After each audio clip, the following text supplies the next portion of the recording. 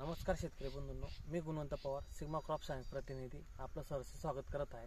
आज आपण हातमैदा या गावामध्ये प्रशांत चौधरी सर यांच्या शेतात आलेलो आहे। तर त्यांना तुम्ही हा हळदीचा प्लॉट बघू शकता। आपण त्यांना एक महिन्याआधी त्यांना सुपीक सॉइल दिलं होतं।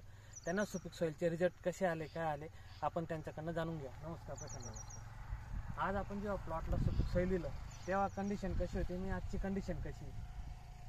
विषय असा आहे सर की महिन्यापूर्वी प्लॉट कमीत कमी 1.5 फुटापर्यंत होता। बरोबर।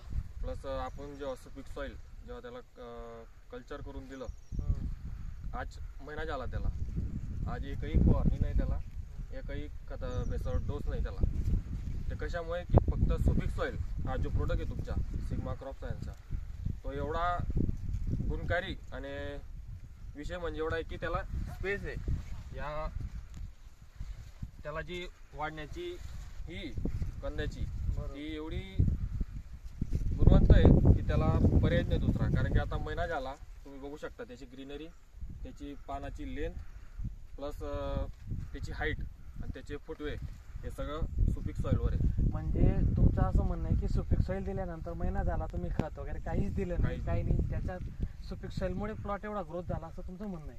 100%। चालेल, धन्यवाद।